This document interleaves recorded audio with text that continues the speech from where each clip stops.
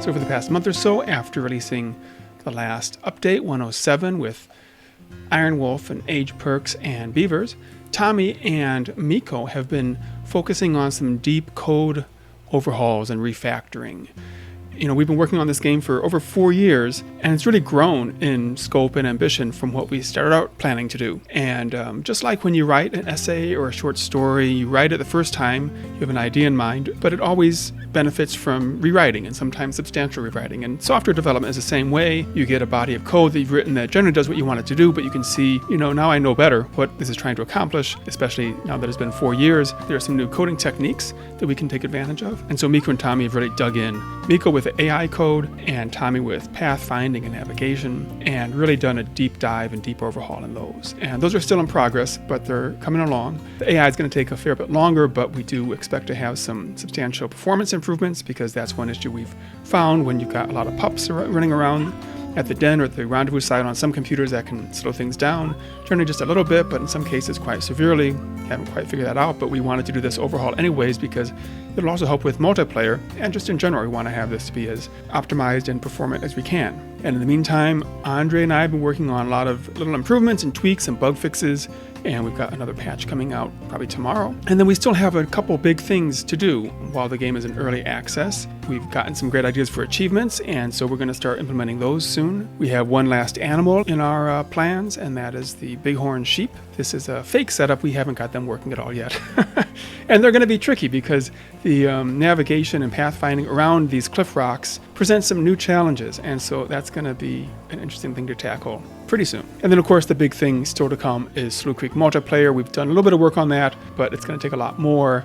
But it does depend on getting this AI overhaul done first before we can really do that, because we know we're going to hit issues with that anyways. So one thing comes after another. And then looking farther ahead, we have a couple of specific plans that we've announced, as well as lots of ideas. The main story of your pack will continue in the next episode that will pick up in the fall.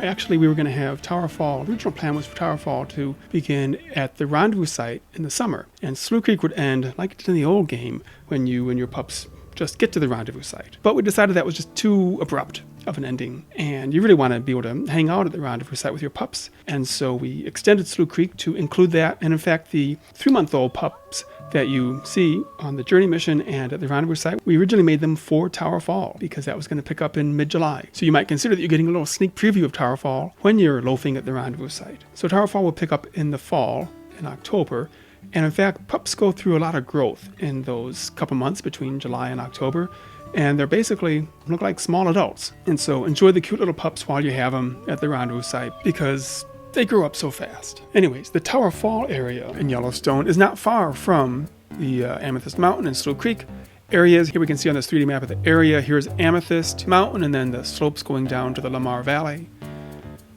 And then over here, not that far away, is Slough Creek with the first and second meadow.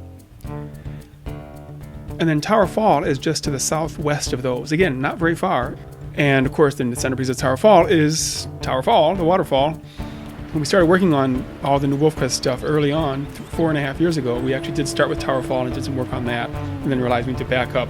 Let's just start the whole game over again.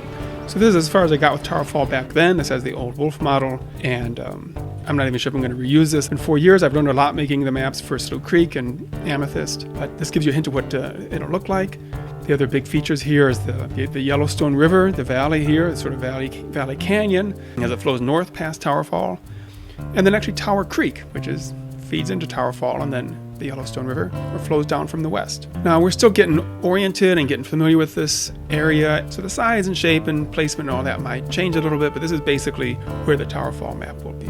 And in Towerfall, again, the story of your pack will continue fall and winter and beyond, and we have a lot of ideas for that, none of which we are anywhere prepared to announce yet, because it's all still in the future, but we've definitely been thinking about what players will want to do. Oh, and the Towerfall map will be DLC for players who wish to purchase it and carry on with their pack. Of course, we'll also dig into mobile and try to figure that out while we're working on Towerfall once the main game is finished and out of early access for PC and Mac.